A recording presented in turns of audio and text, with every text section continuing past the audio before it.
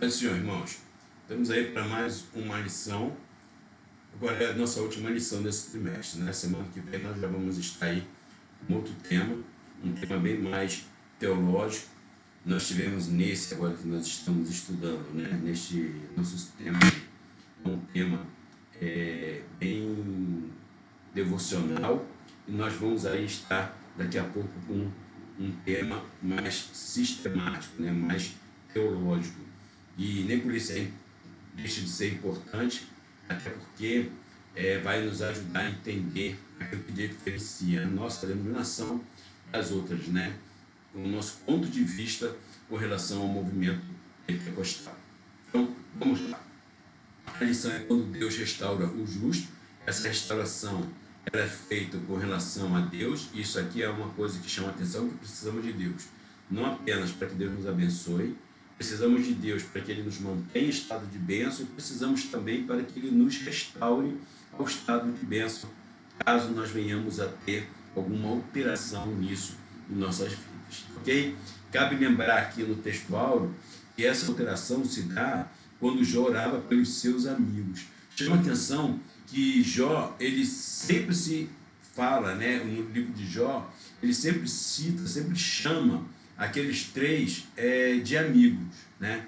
Em nenhum momento eles são chamados de inimigos, adversários, opositores, eles sempre são vistos como amigos.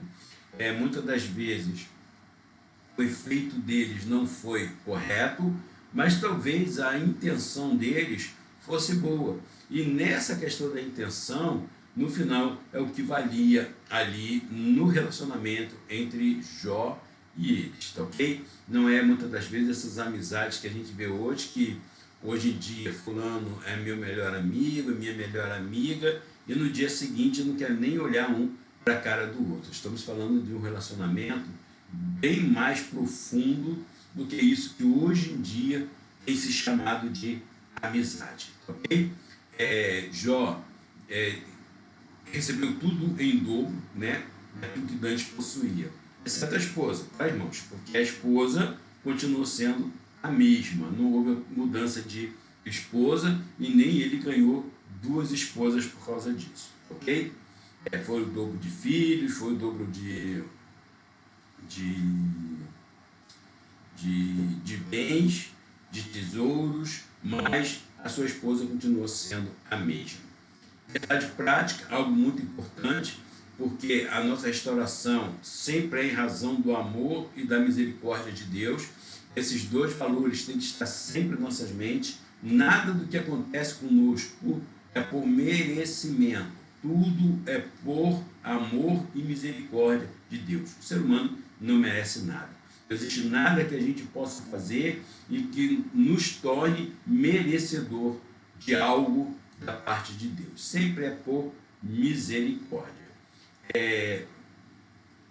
Não como consequência de esforço pessoal. Salmo 127, verso 1 e 2, né? Ele encerra a ideia de que é inútil a gente trabalhar, se esforçar, se não tiver a bênção de Deus. Porque aquele que tem a bênção de Deus, Deus o abençoa, inclusive enquanto ele está dormindo. Ok?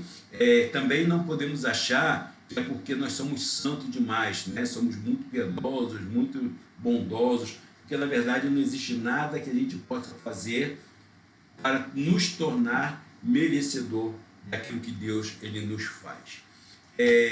Diz aqui na leitura diária, primeiro, segunda-feira, Deus tudo pode e seus planos serão plenamente executados, né? O plano de Deus ele vai ser sempre executado, inclusive quando Deus ele nos abençoa dentro de um plano, dentro de algo, de um propósito. Deus nos abençoa a ermo, né? Deus ele não nos abençoa simplesmente por abençoar. Deus nos abençoa para que o propósito dele possa ser executado, possa ser atingido. Existe uma beleza na nossa experiência pessoal com Deus. Uma coisa é quando a gente fala, outra daquilo que a gente ouviu, daquilo que a gente presenciou, outra coisa é daquilo que nós vivemos. É importante a gente ter a noção disso. A repreensão de Deus aos amigos de Jó, o julgamento temerário, ele é pecado, precisamos tomar cuidado. Muitas das vezes a gente acusa alguém de pecado e no final é essa acusação que estamos fazendo que está sendo encarada por Deus como sendo um pecado. Precisamos tomar cuidado quando nós acusamos alguém. Os amigos de Jó obedecem à ordenança de Deus. Aqui cabe aquele discurso que fala assim, Deus não faz acepção de pessoas. A gente precisa ver sobre o que esse texto está falando, porque aqui Deus diz que não vai escutar os amigos de Jó. Ele vai escutar Jó se Jó interceder por eles, tá ok? Vale lembrar também aqui que no nosso relacionamento com Deus, não adianta a gente querer fazer pirraça com Deus. Às vezes no nosso relacionamento humano, a gente faz pirraça, aprende a fazer pirraça com o pai, com a mãe, né, no nosso relacionamento humano, e achamos que com Deus a pirraça vai colar. Só que pirraça com Deus não cola. E nós precisamos acatar aquilo que Deus ele exige de nós, ok? E o último estado de Jó foi melhor que o primeiro. Sim, quando Deus ele nos recompensa, quando Deus ele trabalha a sua misericórdia em nossas vidas, ele sempre faz além daquilo que o nosso próprio esforço humano consegue fazer. Na leitura bíblica em classe, né, esse capítulo 42, nós vemos aqui um Jó numa posição de adoração, de humildade e também de reconhecimento da experiência obtida por meio do perdão. Sim, mas perdão por quê, pastor? Por causa da sua atitude de orgulho, da sua pretensão de achar que poderia entender o plano de Deus ou que ele poderia arguir Deus, dele achar que era merecedor de alguma coisa. Ele entende isso, né? Por isso que no verso 3, quando ele se referindo àquilo que Deus havia dito, né? Quem é aqueles, dize tu, que sem conhecimento encobre o conselho. Por isso falei do que não entendia, coisas que para mim eram maravilhosíssimas e que eu não compreendia. Ele entende, né? Ele aceita a sua pecaminosidade, ele reconhece o seu erro, ele reconhece que ele falou daquilo que ele não tinha condição de falar, e ele reconhece também a incapacidade humana de querer entender, de querer racionalizar as coisas de Deus, né? O homem ele não tem como racionalizar Deus, o homem não tem como querer entender as coisas de Deus. As coisas de Deus, elas são a nossa razão humana, a nossa psique humana, ela é insuficiente para poder entender o agir de Deus. No 5, nós vemos aqui a alegria de quem tem uma experiência pessoal com Deus. A experiência pessoal com Deus sempre é algo que nos enriquece. No 6, mais uma vez, ele toma a sua atitude de arrependimento, na sua atitude de humilhação pessoal diante de Deus. No verso 7, Deus falando, né, com os amigos dele, ele falou, né, a minha ira se acendeu contra ti e contra os teus 2 amigos, porque não disseste de mim aquilo que era justo, como o meu servo Jó. Ou seja, não foi dito aquilo que era justo, aquilo que era reto, e isso acendeu a ira de Deus. À medida que eles mediram Jó, agora eles estão sendo medidos diante de Deus e estão sendo achados em falta. Verso 8, ele diz, né, para que eles fossem a Jó, e a Jó que haveria de oferecer o holocausto por eles. O meu servo Jó orará por vós, porque deveras a ele aceitarei mais de vós, para que não vos trate conforme a vossa loucura, porque vós não falaste de mim o que era reto como o meu servo Jó. Ou seja, ele aqui está dizendo que aqueles amigos de Jó haviam julgado a Jó pelo pecado, que por causa de pecado deveriam Jó pagar. Agora Deus está falando o seguinte: vocês pecaram, e para que eu não trate vocês de acordo com esse seu argumento, com a sua fala, então eu preciso que Jó venha a orar e interceder por vocês, ok? aqui cabe lembrar de novo, aqui das vezes a gente fala assim, não, Deus não faz acepção de pessoas. Existe sim uma separação entre aquele que é fiel, aquele que serve ao Senhor e aquele que não serve. Existe uma diferença entre aquele que se humilha diante de Deus e aquele que não. E chama a atenção que eles, os amigos, não ficaram magoados com Deus, mas eles vão e fazem aquilo que o Senhor havia dito que eles fizessem, né? No final a gente vê que eles aceitam a correção de Deus.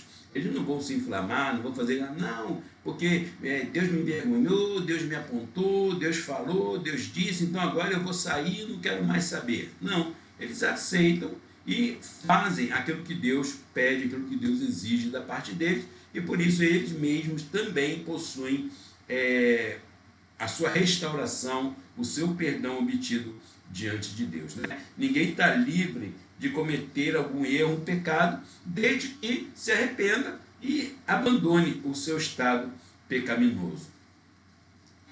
Verso 11. Então vieram a ele todos os seus irmãos, todas as suas irmãs, e todos quantos dantes o conheceram, e comeram com ele pão em sua casa. Comer pão com ele em sua casa, isso aqui é um sinal de comunhão, tá? Apesar deles não terem ido visitar a Jó, no momento de dificuldade, no momento de angústia que Jó passou, mas nem por isso Jó fechou o seu coração, a sua porta de comunhão. Às vezes, né, a gente fala assim, não, eu fiquei doente, ninguém veio me visitar, eu fiquei assim, ninguém veio isso, ninguém fez aquilo, mas não foi essa a atitude de Jó. E é interessante, né, que agora que eles comem na casa de Jó, eles se condoem dele, sim, eles entendem aquilo que aconteceu e o consolam daquilo que o Senhor havia feito. E é interessante, né, que cada um deles trouxeram uma peça de dinheiro, uma peça, um pendente de ouro, e a Bíblia diz que é assim que Deus abençoa, né, dos amigos trazendo os presentes, trouxeram tantos presentes que agora Jó ele era mais rico pela ação de Deus e dos seus amigos do que aquilo que ele havia tido quando ele trabalhou anteriormente. Às vezes a gente acha que a gente é uma ilha, né? Que a gente não precisa ter amigo. Tem gente aí, irmãos, que se Deus precisar usar os amigos deles para poder abençoá-los, eles não vão ganhar nem um centavo, tá ok? Porque às vezes a gente ouve as pessoas falando assim, não, eu não vim no mundo para fazer amigos. Não, nós viemos sim para fazer amigos. O nosso relacionamento com o próximo é algo que nós precisamos cultivar, que nós precisamos trabalhar. E assim abençoou Deus o último estado. E é interessante que aqui a relação daquilo que acontece, nós vamos ver que a bênção de Deus foi algo visível. As pessoas viram, sim, porque é aquilo que a Bíblia fala, né? Você ora em secreto e Deus te abençoa publicamente. A bênção de Deus, quando ela vem, a Bíblia diz, né, que a bênção de Deus ela enriquece, não acrescenta dor. E a bênção de Deus na nossa vida é algo que se torna notório. O mundo, ele vê quando Deus ele nos abençoa. E aí no final diz, né, que então morreu Jó, velho e farto de dias, né? Jó realmente ele viveu aí muito tempo, porque Jó ele teve uma primeira vida, o estado inicial, que ele já estava com seus filhos crescidos.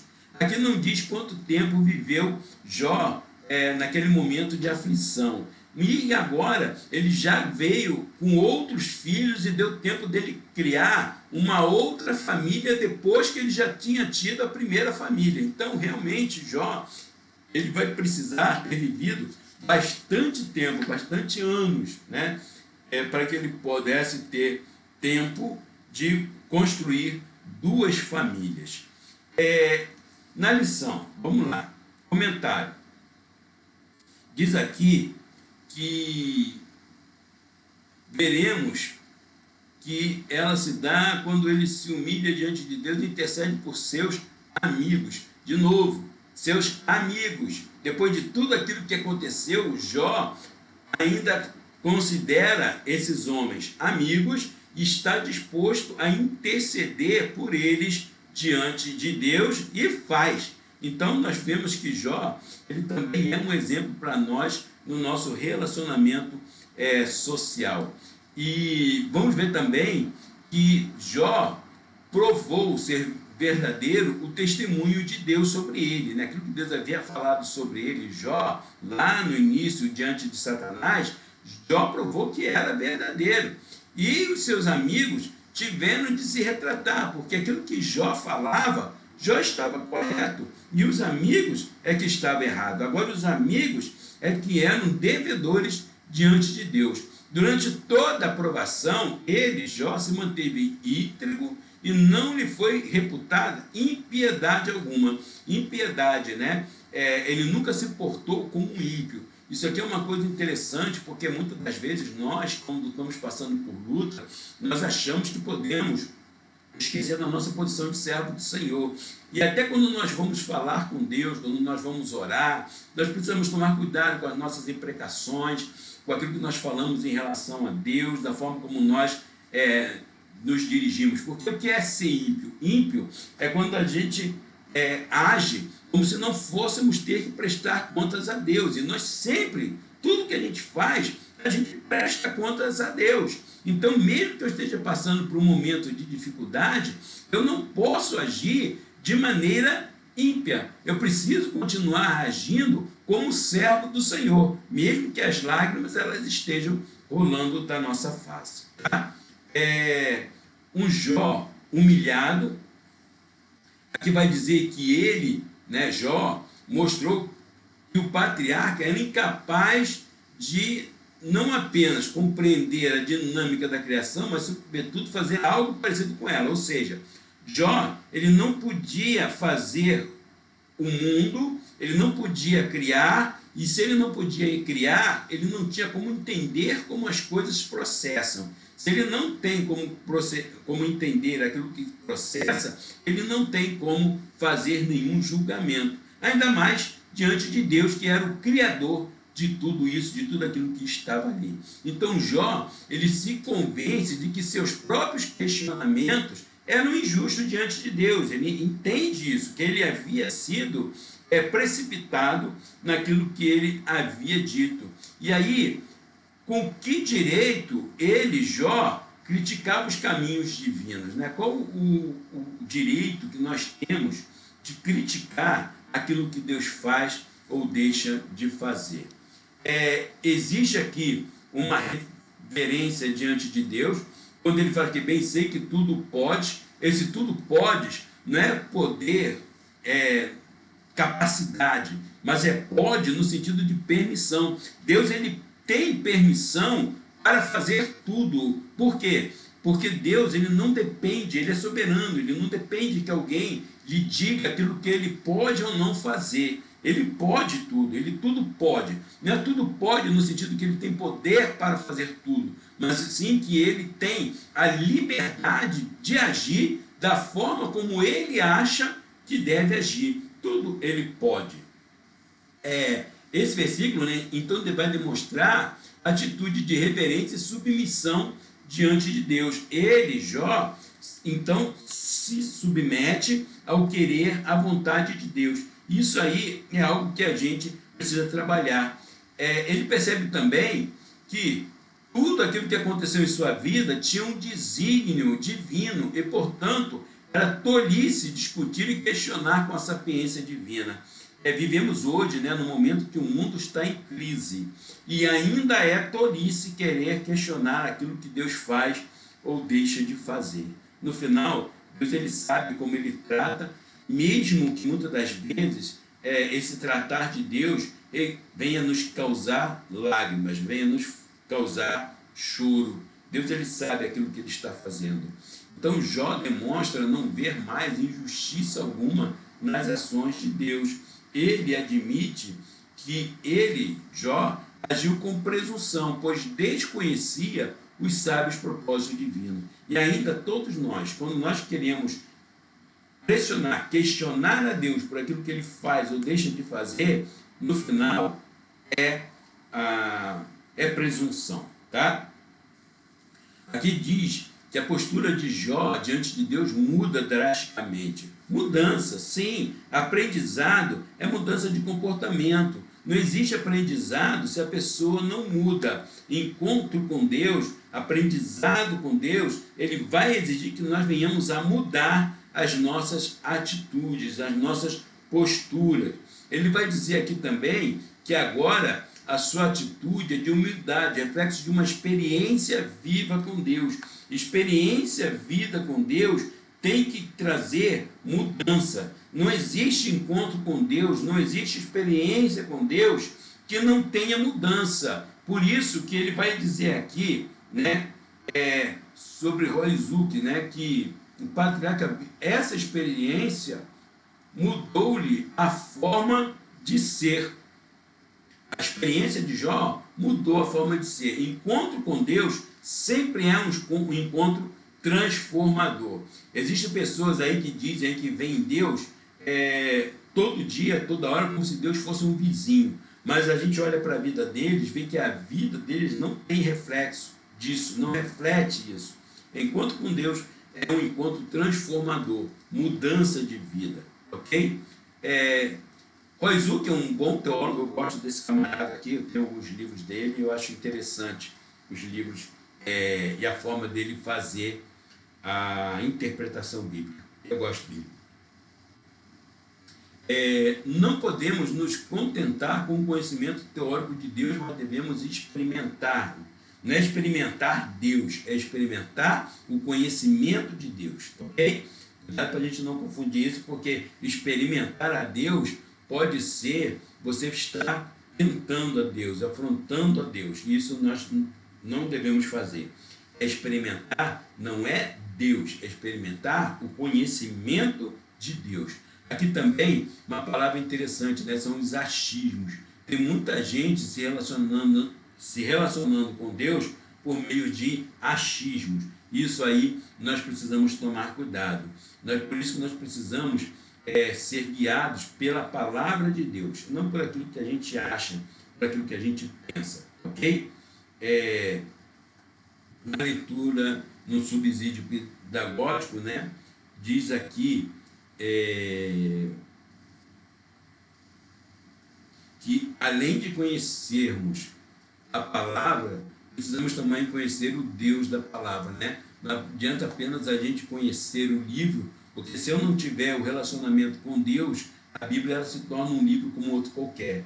É necessário que haja também um relacionamento com Deus da palavra, gerando conhecimento desse autor da palavra, para que aí sim esse livro ele possa ter um efeito diferenciado em nossas vidas. Por isso que no nosso relacionamento com Deus, nós precisamos ir além da teoria. Por isso que aqui diz, né, é muito importante que os nossos alunos sejam estimulados a irem além da teoria, experimentar pessoalmente a Deus, ou seja, experimentar ter essa relação com Deus, ter um conhecimento com Deus, uma relação pessoal, experimentar pessoalmente essa relação com Deus. A ira de Deus, aqui ele fala, né, que demonstra que as exposições feitas pelos seus amigos não eram de todas verdadeiras, não eram falsas, mas também não eram todas verdadeiras, pois partiam de premissas falsas. Eles não apenas acusaram o patriarca, mas associaram o seu sofrimento a algum pecado cometido com ele. Jó havia se humilhado, mas não do que lhe acusavam. Ele humilhou-se a respeito das suas falas precipitadas que revelavam orgulho e falta de bom senso no seu relacionamento com Deus, tá ok? Ou seja, o problema de Jó não foi o pecado como eles haviam sido falados. O problema de Jó foi que Jó ele se achou merecedor daquilo. Então, em outras palavras, o erro de Jó foi durante o seu sofrimento, mas não por conta dos pecados cometidos antes, tá, do seu sofrimento. O pecado dos amigos de Jó, diz aqui,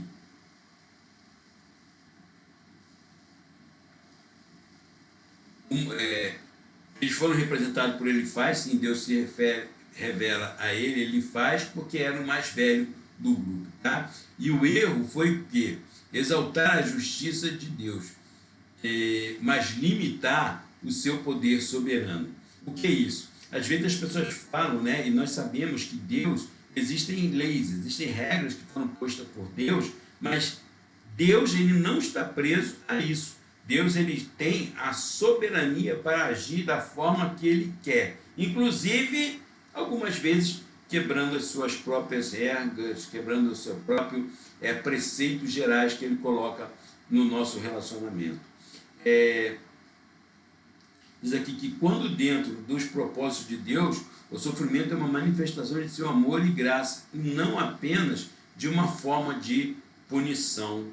Muitas das vezes, o sofrimento também é um instrumento de graça. O espinho colocado na vida de Paulo foi um espinho colocado por graça. Foi uma bênção que Deus colocou na vida de Paulo, e não apenas para gerar um sofrimento em si. Nos foi concedida a graça de padecermos por Cristo e não apenas de crermos nele. Uma fala de Paulo. Padecer por Cristo é uma bênção daquilo que Deus também tem para nós. Não apenas acreditarmos nele, mas também sermos chamados para participarmos do seu sofrimento e daí, por seguinte, também participarmos da sua glória. Fala aqui da demonstração de uma teologia errada. Evidentemente conduz para uma crença igualmente equivocada. Se a gente tem uma compreensão errada do Evangelho, também a nossa crença, ela também vai ser uma crença equivocada. A gente precisa tomar cuidado com isso aí, tá bom? Não apenas crer. Isso aqui a gente precisa tomar cuidado, porque a gente vê às vezes as igrejas muito tornando o Evangelho um pouco mais aceitável para que ele possa ser aceito pelas pessoas, ou vemos as pessoas muito focadas em ganhar as almas para Jesus e não em cuidar, não instruir. Vê que a ordem de Jesus foi converter, mas também ensinar, batizando-as e ensinando-as a guardar aquilo que eu vos tenho ensinado, porque não adianta apenas crer, é necessário que venhamos a guardar. Paulo também ele vai falar sobre o alicerce que foi posto pelos apóstolos e que esse alicerce ele tem que ser mantido no nosso relacionamento com Deus. Os amigos de Jó defenderam Deus de uma forma enérgica, sincera, porém errada. E aí não adianta só a boa vontade, ok? É necessário que as nossas ações elas também sejam ações corretas. Não adianta apenas nós temos a vontade, nós temos apenas a boa intenção. E agora, né, nós vamos ver o paradoxo, né? Esse homem que era acusado de pecado, agora ele está socorrendo esses acusadores por meio de uma oração intercessória. Ok? Diz aqui no subsídio, né, que mesmo em frangalhos e mesmo não passando de ruínas, deveria Jó naquele momento atuar como sacerdote daqueles que muito oferiram por suas palavras. Primeiro ele orou pelos amigos, primeiro ele orou pelos seus adversários, primeiro ele intercedeu pelos seus acusadores, para depois ele poder ser abençoado. Às vezes, nós queremos que primeiro Deus nos abençoe, primeiro Deus trate conosco, quando, na verdade, primeiro nós precisamos tratar o nosso coração para com aqueles que nos perseguem, para aqueles que nos intentam o mal. Restauração moral e espiritual, né? A restauração de Jó acontece primeiramente nas dimensões moral e espiritual. Convém destacar que as bênçãos recebidas por eles devem ser vistas como uma restauração e não como uma retribuição. Ou seja, Deus não vai estar abençoando a Jó porque Jó fez alguma coisa que merecia aquilo. Não, mas simplesmente como que Deus estava restaurando Jó para o seu estado inicial. Deus tinha algo para tratar de Jó, tratou de Jó, tratou com Jó, e agora o próprio Deus reconduz Jó à sua condição inicial, ok? Deus abençoa os homens porque ama, e não porque estamos envolvidos numa troca de favores e que prevalece uma barganha espiritual. Nós precisamos tomar cuidado. Nessas igrejas aí, envolvidas com sacrifício, pagar o preço, os votos, né, as promessas, precisamos tomar muito cuidado com isso, para que nós, na verdade, nessas posturas, nesses questionamentos, estarmos encarando Deus de uma forma equivocada e talvez até nos tornamos devedores de que Deus ele venha nos tratar, ele venha nos ensinar, ok?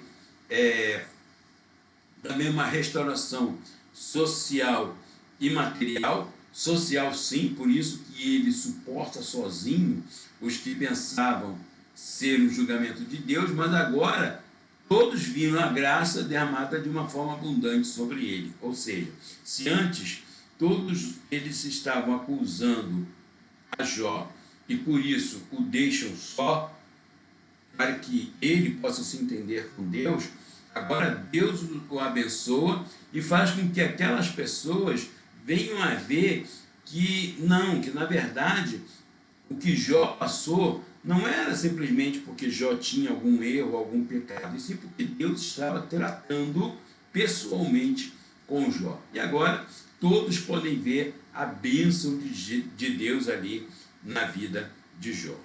Conclusão, aprendemos aqui que nem sempre os ímpios são punidos e nem sempre os justos são recompensados. De novo, lembra daquela historinha da parábola do rico Lázaro? Não é porque o rico era ímpio que um dia ele ficou pobre ou adoeceu.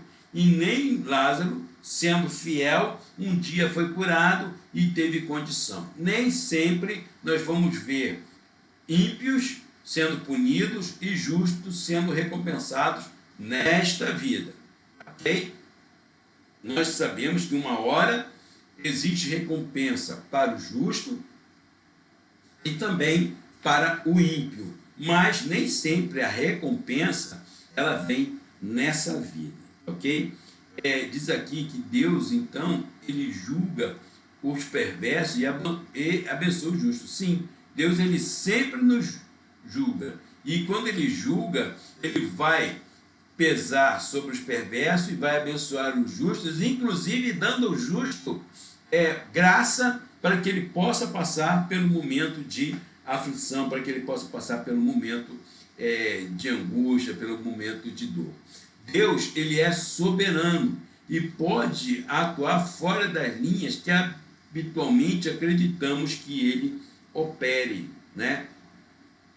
Nem sempre Deus ele opera naquelas linhas que nós achamos que são as linhas que prendem. Deus ele possui forma de agir, mas a gente tem que evitar de colocar Deus em uma forma que vá limitar a forma dele agir, ok?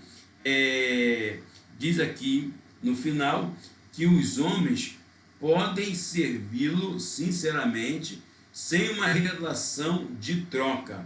Nós podemos servir a Deus, né?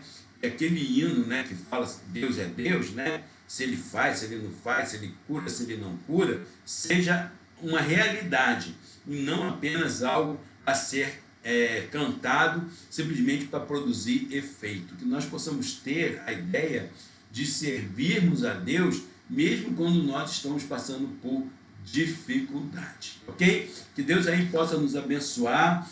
Divulga, eu não sei aí se todas as igrejas terão ou não escola dominical, mas caso alguém não tenha, divulga aqui o nosso trabalho para que eles possam aí ter também algo da lição desse domingo que eles não tiveram, tá bom? Que Deus possa nos abençoar. Semana que vem nós já vamos vir com um tema novo, nós vamos vir com um material novo e aí nós vamos ter a lição falando aí sobre a questão do movimento espiritual, e isso aí é algo que a gente precisa aprender, tá bom? É algo que a gente precisa trabalhar. Que Deus aí possa nos abençoar, em nome de Jesus. Fiquem com Deus e tenham aí um bom final de ano, tenham aí um ano novo repleto de felicidade, que esse ano ele possa ser aí muito melhor do que 2020, né? Que 2021 possa ser muito melhor do que foi 2020. Que Deus aí possa nos abençoar. Fica na paz e que Deus nos abençoe.